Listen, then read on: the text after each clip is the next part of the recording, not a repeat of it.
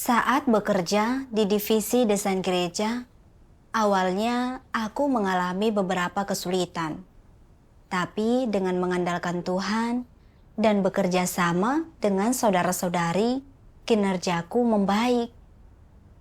Lalu, tiba-tiba ku dengar saudari Lisa dipindah tugaskan karena desainnya penuh kesalahan dan harus sering diulang. Meski saudara-saudari sering memperingatkan, bersekutu, dan mendukungnya, kinerjanya tak membaik. Yang akhirnya berimbas fatal pada pekerjaan gereja. Setelah Lisa dipindah tugaskan, aku bertekad untuk lebih berhati-hati dalam bekerja dan berusaha tak melakukan kesalahan. Jika melakukan banyak kesalahan dan terbukti tak kompeten, sewaktu-waktu aku akan dipindah tugaskan. Aku hanya pernah bekerja sebagai desainer di gereja dan tak punya keterampilan lain. Jika aku dipindah tugaskan dan tak bisa bekerja di divisi lain, apa mungkin aku akan diselamatkan? Lalu saat membuat desain, aku selalu memberikan 3 atau 4 versi. Tapi tiap versi sangat sederhana dan tak bisa digunakan. Sebenarnya 2 versi saja cukup, tapi aku berusaha cerdas. Kupikir jika kuberikan beberapa versi, pasti ada salah satu yang bisa mereka terima. Namun, makin aku berhati-hati, makin banyak kesalahan dalam desainku. Ketua tim mengingatkan agar aku lebih serius dan tekun dalam bekerja, meluangkan waktu untuk memeriksa kualitas tiap desain dan tak asal-asalan. Saat ketua mengatakan ini, alih-alih merenungkan masalahku atau meninjau kekeliruan dalam hasil kerjaku, aku justru merasa cemas akan dianggap tak kompeten dan dipindah tugaskan oleh ketua tim. Setelah itu, aku makin takut melakukan kesalahan dalam membuat desain. Terkadang saat tak setuju dengan saran saudara-saudari, aku ingin membahas cara memperbaiki pekerjaan dengan mereka. Tapi jika terlalu banyak bicara, aku merasa orang akan menganggapku tak serius dan enggan melakukan perbaikan.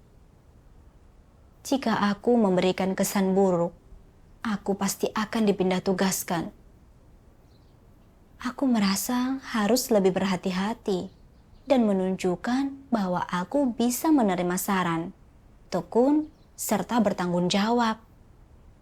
Jadi aku memilih diam. Selama masa itu, makin besar rasa khawatirku terhadap pemindahan tugas. Makin banyak kesalahan yang kubuat. Satu desain dikembalikan beberapa kali, dan akibatnya pekerjaan kami tertunda. Dalam sepekan, aku hanya mampu menghasilkan 1/4 dari total hasil kerjaku yang biasanya. Karena kinerjaku buruk, ketua tim menanganiku dan berkata, "Belakangan ini, kualitas desainmu buruk, hingga semua hasil kerjamu dikembalikan, dan kau tak efisien. Apa kau berkonsentrasi saat bekerja? Ada masalah apa? Apa kau pernah merenung?" Kritik ketua tim membuat hatiku remuk. Aku sadar bahwa aku memperlambat kemajuan kerja, dan kini sifat asliku terungkap di hadapan semuanya. Sepertinya aku memang akan dipindah tugaskan karena banyak bermasalah. Aku jadi depresi dan kehilangan motivasi dalam bekerja. Aku menanti saat ketua mendatangiku dan memberitahu bahwa aku dipindah tugaskan. Aku meminta pada Tuhan dalam doaku dan mencari, kenapa aku selalu khawatir akan melakukan kesalahan dan dipindah tugaskan. Suatu hari, aku menonton video pembacaan 2 kutipan firman Tuhan Tuhan yang Maha Kuasa berfirman, seorang antikristus memandang berkat sebagai sesuatu yang lebih besar daripada surga itu sendiri, lebih besar daripada hidup, lebih penting daripada mengejar kebenaran, perubahan watak atau keselamatan pribadi, dan lebih penting daripada melakukan tugas mereka dengan baik dan menjadi makhluk ciptaan yang memenuhi standar. Mereka berpikir bahwa menjadi makhluk ciptaan yang memenuhi standar, melakukan tugas mereka dengan baik dan diselamatkan, semua itu adalah hal-hal remeh yang hampir tidak layak disebutkan, sedangkan mendapatkan berkat adalah satu-satunya hal di sepanjang hidup mereka yang tidak akan pernah bisa dilupakan. Dalam apapun yang mereka hadapi, sebesar atau sekecil apapun, mereka menghubungkannya dengan diberkati oleh Tuhan dan sangat berhati-hati dan penuh perhatian, serta selalu mencadangkan jalan keluar untuk diri mereka sendiri. Jadi, ketika tugas mereka disesuaikan, jika itu adalah promosi, seorang antikristus akan berpikir ada harapan untuk mereka diberkati. Jika itu adalah penurunan jabatan dari pemimpin tim menjadi asisten pemimpin tim, atau dari asisten pemimpin tim menjadi anggota kelompok biasa, atau jika mereka sama sekali tidak memiliki tugas, mereka merasa ini adalah masalah besar dan mereka berpikir harapan mereka untuk mendapatkan berkat sangat kecil. Pandangan macam apa ini? Apakah itu pandangan yang benar? Sama sekali tidak. Pandangan ini tidak masuk akal. Apakah seseorang mendapatkan perkenanan Tuhan atau tidak?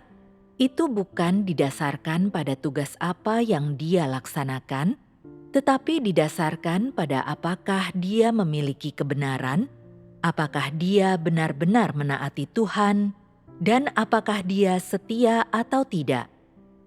Ini adalah hal yang terpenting. Selama masa penyelamatan manusia oleh Tuhan, orang-orang harus mengalami banyak ujian. Terutama dalam melaksanakan tugas mereka, mereka harus melewati banyak kegagalan dan rintangan, tetapi pada akhirnya, jika mereka memahami kebenaran dan memiliki ketaatan yang tulus kepada Tuhan, mereka akan menjadi orang yang mendapatkan perkenanan Tuhan. Dalam hal dipindahkan dalam tugas mereka, dapat dilihat bahwa antikristus tidak memahami kebenaran dan mereka sama sekali tidak memiliki kemampuan untuk menerima kebenaran. Jika dinilai dari sikap dan sudut pandang antikristus mengenai perubahan dalam tugas mereka, di manakah letak masalahnya? Apakah masalahnya di sini masalah yang besar? Kesalahan terbesar mereka adalah mereka tidak seharusnya mengaitkan perubahan dalam tugas dengan menerima berkat. Ini adalah sesuatu yang sama sekali tidak boleh mereka lakukan.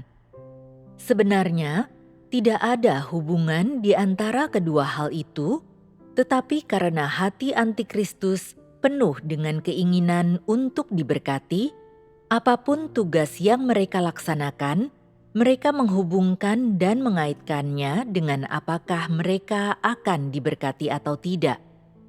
Dengan demikian, mereka tak mampu melaksanakan tugas mereka dengan benar dan hanya bisa disingkapkan dan disingkirkan. Ini adalah kesalahan mereka sendiri. Mereka sendirilah yang mulai menempuh jalan yang menyedihkan ini. Firman Tuhan mengungkapkan, antikristus punya watak jahat dan pemahaman kebenaran yang absurd.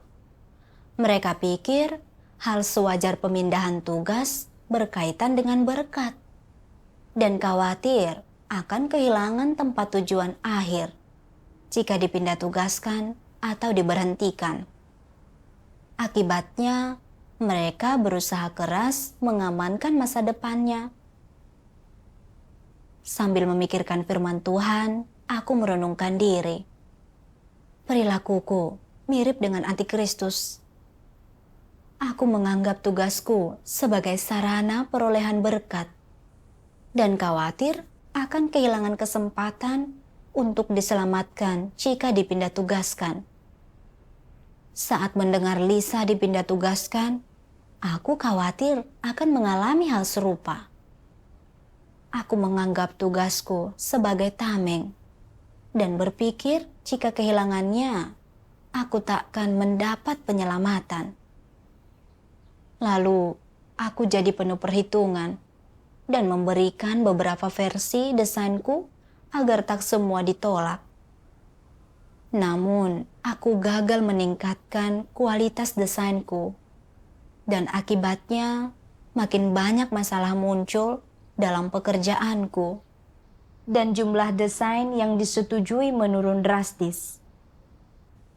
Aku makin segan berinteraksi dengan saudara-saudari dan menutup diri, serta enggan membahas ideku dengan mereka. Khawatir mereka akan menganggapku menolak saran mereka dan memberiku penilaian buruk yang akan membuatku dipindah tugaskan. Aku selalu waspada terhadap saudara-saudari dan memasang topeng. Karena selalu khawatir soal berkat, aku tak bisa berkonsentrasi saat bekerja, tak meninjau masalahku, dan tak mencari kebenaran serta prinsip. Akibatnya, aku terus melakukan kesalahan, tak efisien, dan menghambat pekerjaan. Aku juga makin depresi. Setelah ditangani dan dipangkas oleh ketua tim, alih-alih berusaha merenungkan diri, aku malah bersikap negatif dan menentang. Kupikir, habislah aku. Ketua tim menganggapku tak tekun bertugas dan selalu melakukan kesalahan. Aku pasti akan dipindah tugaskan. Aku menjadi negatif, mengambil keputusan dengan gegabah, dan kehilangan motivasi dalam bertugas. Tuhan menganugerahiku kesempatan untuk bertugas agar aku mencari kebenaran, bekerja sesuai prinsip, dan mampu mendapatkan penyelamatannya. Namun, aku tak berada di jalan yang benar. Aku tak mengutamakan pencarian kebenaran dan penerapan prinsip. Setiap kali masalah muncul, aku khawatir akan dipindah tugaskan dan kehilangan kesempatan mendapatkan berkat. Aku memandang tugasku sebagai sarana perolehan berkat.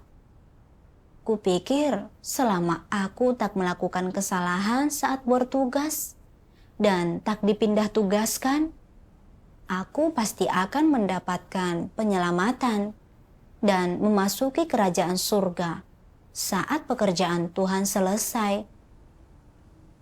Aku tahu, aku hanya bertugas demi mendapatkan berkat. Aku menganggap tugasku sebagai pemelihara hidup, memanfaatkan dan mencurangi Tuhan. Ini membuat Tuhan merasa jijik dan benci kepadaku.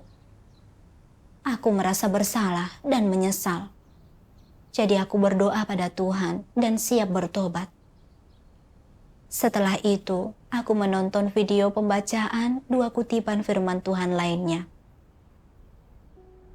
Tuhan yang Maha Kuasa berfirman, "Katakan kepadaku, jika seseorang yang telah melakukan kesalahan mampu memiliki pemahaman yang benar dan mau bertobat, bukankah rumah Tuhan akan memberi mereka kesempatan?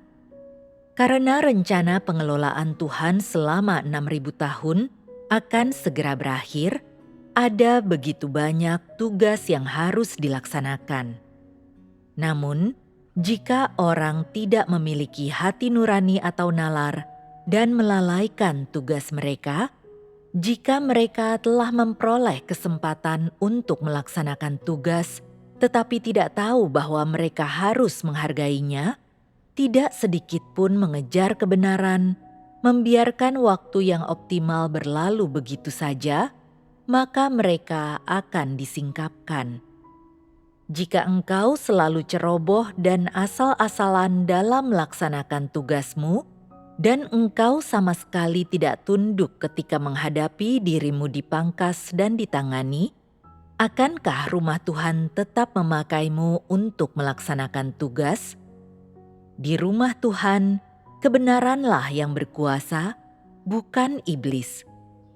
Tuhanlah yang menjadi penentu keputusan atas segalanya. Dialah yang melakukan pekerjaan menyelamatkan manusia. Dialah yang berkuasa atas segala sesuatu. Tidak perlu bagimu untuk menganalisis apa yang benar dan apa yang salah. Tugasmu hanyalah mendengarkan dan taat. Ketika menghadapi dirimu dipangkas dan ditangani, engkau harus menerima kebenaran dan mampu memperbaiki kesalahanmu. Jika engkau melakukannya, rumah Tuhan tidak akan melepaskan kedudukanmu untuk melaksanakan tugas. Jika engkau selalu takut disingkirkan, selalu mencari-cari alasan, selalu membenarkan dirimu, itu berarti masalah. Jika engkau membiarkan orang lain melihat bahwa engkau tidak sedikit pun menerima kebenaran, dan engkau tidak mau menerima penalaran apapun, engkau berada dalam masalah. Gereja akan berkewajiban untuk menanganimu.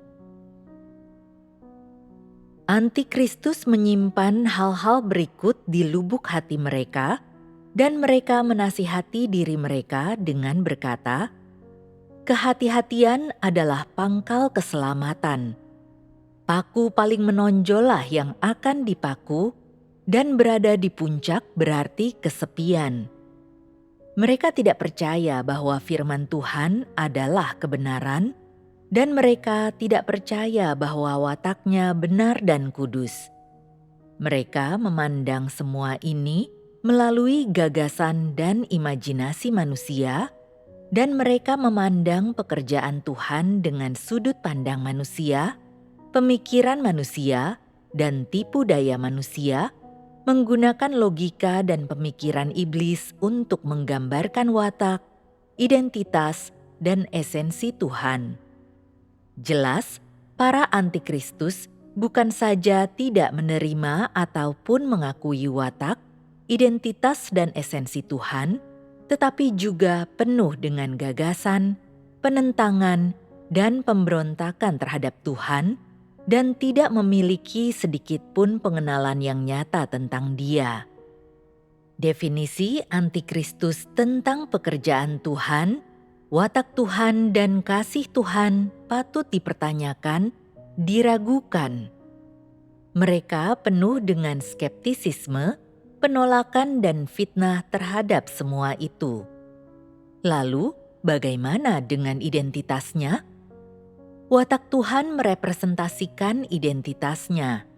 Dengan menganggap watak Tuhan sebagai watak mereka, pandangan mereka tentang identitas Tuhan sudah jelas. Penolakan langsung. Inilah esensi dari para antikristus. Firman Tuhan menyingkapkan, antikristus tak mempercayai firman Tuhan sebagai kebenaran dan tak pernah memandang segala hal berdasarkan firman-Nya. Mereka justru menimbang segala hal sesuai dengan logika licik dan jahat mereka. Watak mereka benar-benar jahat. Saat merenungkan diriku berdasarkan firman Tuhan, aku sadar bahwa cara pandangku selama ini tak berbeda dengan antikristus. Saat Lisa dipindah tugaskan, aku tak memandang hal tersebut dari perspektif kebenaran dan prinsip. Aku justru mengadopsi gagasan jahat, yaitu kehati-hatian adalah pangkal keselamatan, dan memutuskan untuk lebih berhati-hati dan tak melakukan kesalahan. Jika melakukan terlalu banyak kesalahan dan dipindah tugaskan, aku berpikir diriku akan disingkap dan disingkirkan. Saat bertugas, aku bahkan segan mengungkapkan pendapat saat sesi tukar pendapat bersama saudara-saudari. Menutup diri dan enggan mempersekutukan ideku. Khawatir jika salah bicara atau melakukan kesalahan, aku akan dipindah tugaskan. Setelah ketua menangani dan mengingatkanku untuk lebih tekun bertugas, aku menjadi waspada. Kupikir, ditangani itu adalah tanda bahwa aku akan dipindah tugaskan. Dan aku akan kehilangan kesempatan mendapatkan penyelamatan. Ku sadar, aku telah lama beriman dan membaca banyak firman Tuhan.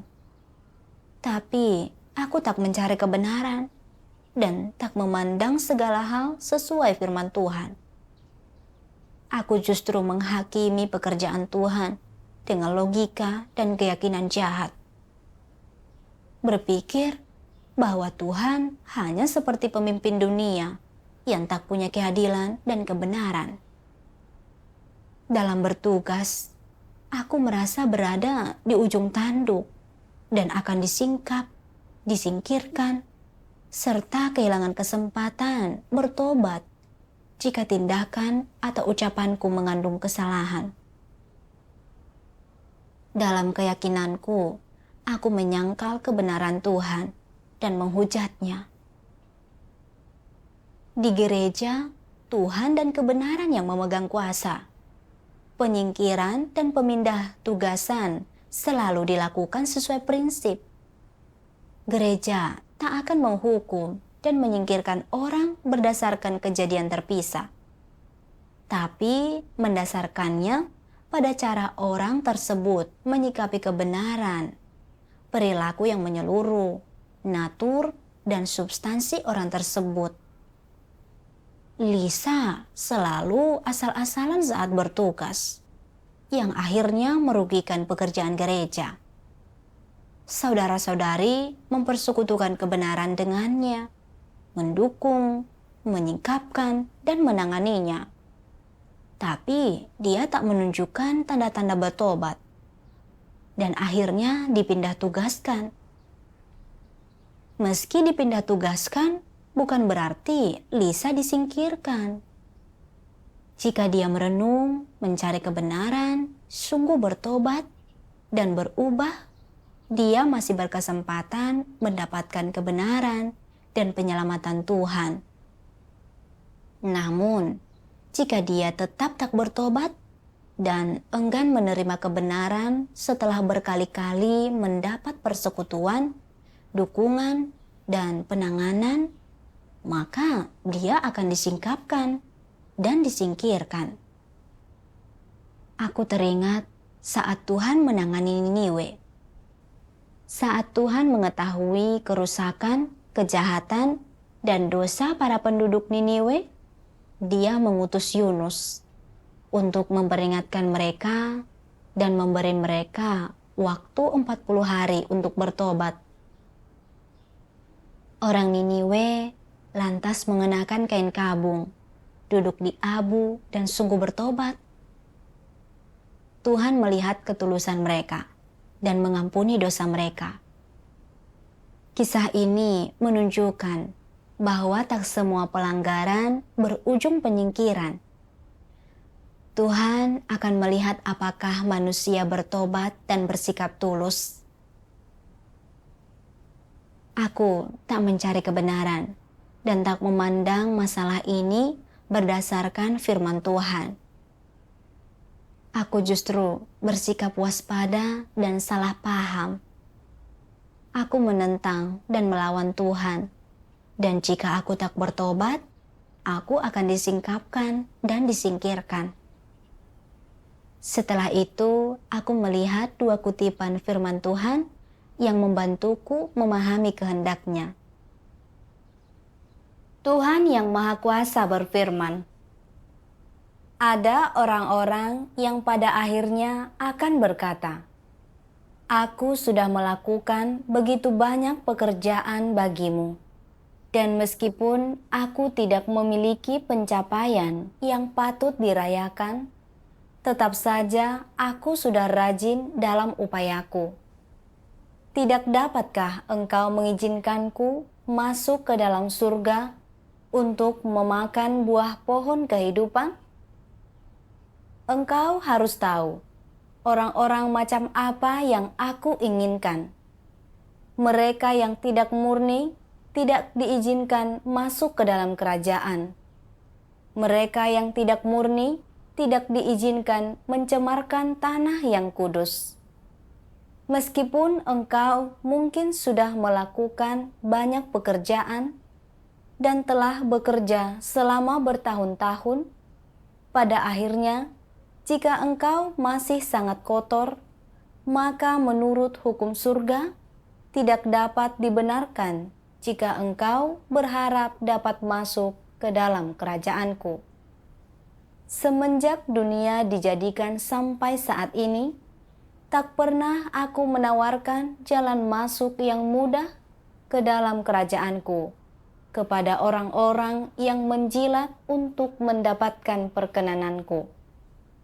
Ini adalah peraturan surgawi, dan tak seorang pun dapat melanggarnya. Engkau harus mencari hidup. Sekarang ini, orang-orang yang disempurnakan adalah mereka yang sejenis dengan Petrus.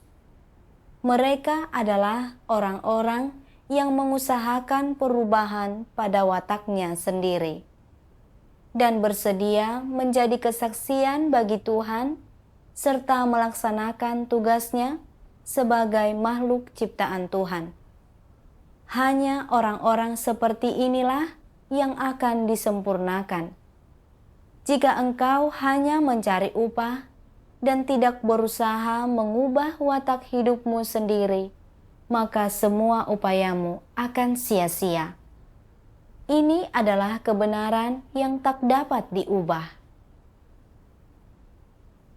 Pelaksanaan tugas manusia sebenarnya adalah pencapaian dari semua yang melekat di dalam diri manusia, yaitu apa yang mungkin dilakukan manusia. Saat itulah tugasnya terpenuhi. Kekurangan manusia selama pelayanannya secara berangsur-angsur berkurang melalui pengalaman yang progresif dan proses pengalaman penghakiman yang dialaminya. Kedua hal ini tidak menghalangi atau memengaruhi tugas manusia. Mereka yang berhenti melayani atau menyerah dan mundur karena takut ada kekurangan dalam pelayanan mereka adalah orang yang paling pengecut di antara umat manusia. Saat memikirkan firman Tuhan, aku sadar bahwa Tuhan menetapkan tempat tujuan akhir manusia bukan berdasarkan tugas, besarnya penderitaan, atau jumlah modal yang mereka kumpulkan, tapi berdasarkan kesetiaan terhadap tugas, ketundukan pada Tuhan, kesaksian atas penerapan kebenaran, dan perubahan watak mereka. Selain itu, semua permintaan Tuhan terhadap manusia dalam bertugas bersifat nyata. Dia tak meminta agar manusia mencapai kesempurnaan dan tak melakukan kesalahan sedikit pun. Tapi Dia meminta agar mereka mengerahkan segenap kemampuan saat bekerja, melakukan yang terbaik, dan menghindari sikap asal-asalan serta licin. Pelaksanaan tugas yang seperti itu membuat Tuhan puas. Kupikir, meski beberapa orang selalu bertugas tanpa melakukan kesalahan fatal atau ditangani dan dipangkas, mereka tak mencari kebenaran, asal-asalan, tak bertanggung jawab, dan gagal mendapatkan hasil dalam jangka panjang. Pada akhirnya, orang seperti itu disingkapkan dan disingkirkan Bahkan dalam beberapa kasus, mereka diusir dari gereja. Namun, beberapa saudara-saudari menunjukkan watak rusak saat bertugas, atau ada penyimpangan di pekerjaan karena gagal memahami prinsip, dan akibatnya mereka dipangkas dan ditangani. Namun, karena mereka fokus merenungkan diri, mencari kebenaran untuk mengatasi watak mereka yang rusak, meninjau kesalahan, dan mencari prinsip kebenaran, kinerja mereka pun membaik dan mereka mengalami kemajuan hidup.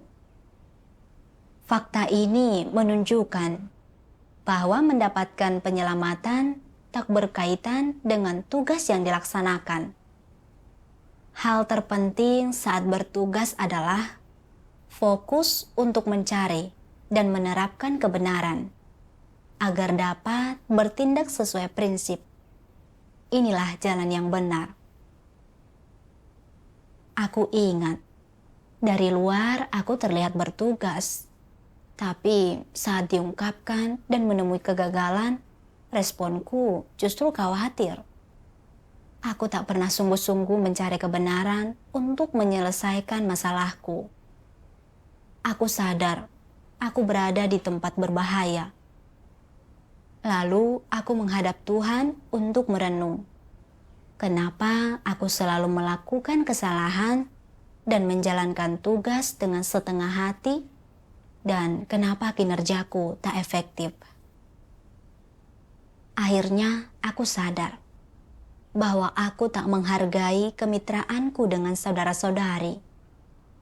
Seandainya sebelum mulai mendesain, aku dapat menyampaikan proses berpikirku kepada orang lain, mencapai kesepakatan, dan menentukan arah yang jelas untuk desainku berdasarkan prinsip, aku pasti punya ide yang lebih baik. Bisa mencegah pekerjaanku dikembalikan dan menunda kemajuan kerja. Selain itu, aku tak berusaha meningkatkan diri saat bertugas dan puas dengan diriku saat itu. Aku tak berfokus untuk meninjau masalah dalam pekerjaanku, mencari prinsip, dan menentukan area untuk dipelajari lebih lanjut. Akibatnya, beberapa masalah terus muncul, dan kualitas serta efisiensi desainku terimbas. Saat merenungkan ini, akhirnya aku sadar bahwa pendekatanku saat bekerja punya banyak masalah. Ketua tim hanya menyebutkan masalahnya dan mendampingiku agar aku menyadari masalahku dan segera memperbaikinya. Namun, aku justru mewaspadai saudara-saudariku. Dan akibatnya, selain gagal menyadari masalahku, aku menjadi negatif dan menentang. Sikapku sangat tak masuk akal.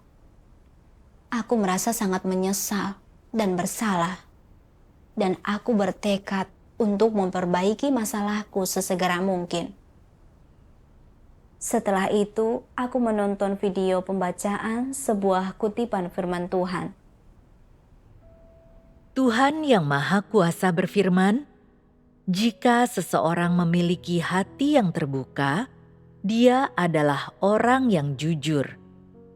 Ini berarti dia telah membuka hati dan jiwanya sepenuhnya kepada Tuhan, tidak ada yang disembunyikan, dan tidak ada yang dia hindari.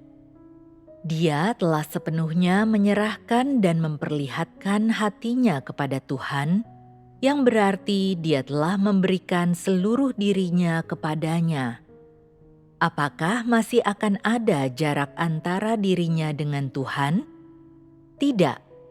Dengan demikian, mudah baginya untuk tunduk kepada Tuhan. Jika Tuhan berkata dia curang, dia akan mengakuinya. Jika Tuhan berkata dia congkak dan merasa dirinya benar, dia juga akan mengakuinya.